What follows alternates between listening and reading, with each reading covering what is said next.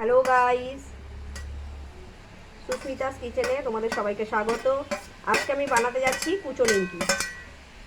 তোমরা অনেকেই বলো যে কুচো নিমকি তোমরা কাটতে পারো না, তাই আমি তোমাদেরকে আজকে দেখিয়ে দিচ্ছি কেমন করে কুচো নিমকি কাটতে হয়। তোমরা দেখে নাও ঠিক করে, আমি তোমাদের দেখিয়ে দিচ্ছি। আর বাকি আগের প্রসেসগুলো সবটাই আগের ডেসক্রিপশানে দেওয়া আছে। তোমরা যতটা পারবে অতটা পাতলা করে এটাকে বেলার চেষ্টা করবে, ঠিক আছে? যতটা পাতলা করে বেলা যায় অতটা পাতলা করে এটাকে বেলার চেষ্টা করবে।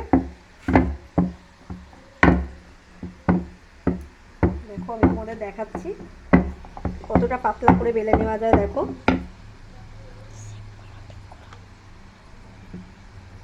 এটা কোনো শেপের ব্যাপার নেই, তোমরা যতটা পারবে অতটা পাতলা করে বেলবে শুধু।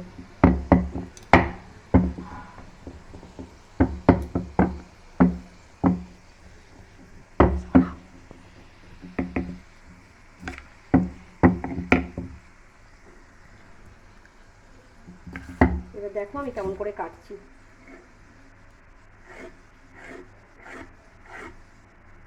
যতটা পারবে অতটা ছোট করে করার চেষ্টা করবে, যেহেতু এটা কুচো নিমকি তাই যতটা কুচো করে করা যায় অতটাই দেখতে ভালো লাগে। দেখো এইভাবে লম্বা করে কেটে তারপর আবার এরকম আড়াভাবে একটা শেপ দিতে হবে, ত্রিকোণভাবে।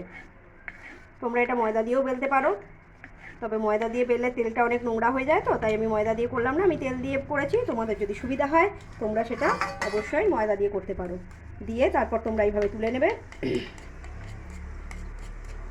দেখো কতটা ছোট ছোট শেপ করে আমি কেটেছি, তোমাদেরকে দেখাচ্ছি, দাঁড়াও।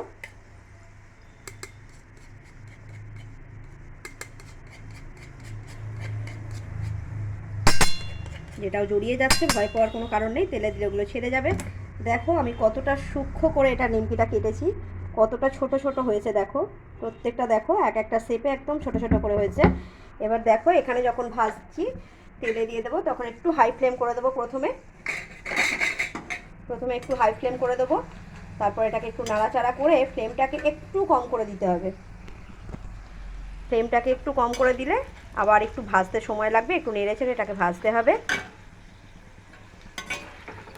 এরকম একটু নেড়ে চেড়ে ভাজতে হবে। বেশি হাই ফ্লেমে দিয়ে দিলে তোমাদের এটা তাড়াতাড়ি লাল হয়ে যাবে, পুড়ে যাবে, তাহলে কিন্তু নিমকিটা ভালো করে ভাজা হবে না, মুচমুচে হবে না, ঠিক আছে? তোমরা অনেকেই বলো, দেখো আমি কতটা ছোট ছোট করে কেটেছি, এরকম এখন দেখো একটা একটা করে দেখা যাচ্ছে, দেখেছো? এরকম তারপর যখন একটু লালচে ভাব চলে আসবে তখন আমরা এটাকে নামিয়ে নেবো। এই দেখো, দেখতেও আওয়াজেই বুঝতে পারছো কতটা ক্রিস্পি হয়েছে, কতটা ক্রিস্পি হয়েছে। এবার তোমরা যেমন, কেউ যদি লবণ দিয়ে খেতে চাও লবণ দিয়ে খেতে পারো, কেউ যদি একটু ঝাল করতে চাও এর মধ্যে একটু লঙ্কার গুঁড়োও মেশাতে পারো। বাচ্চা থেকে বুড়ো সবাই কিন্তু এটা খেতে পছন্দ করে। আমার বাড়িতে তো বড় থেকে বড়রা ছোটরা সবাই খেতে পছন্দ করে। তাই তোমাদের যদি ভালো লাগে তাহলে একটু কমেন্ট করো, লাইক শেয়ার করো। ধন্যবাদ।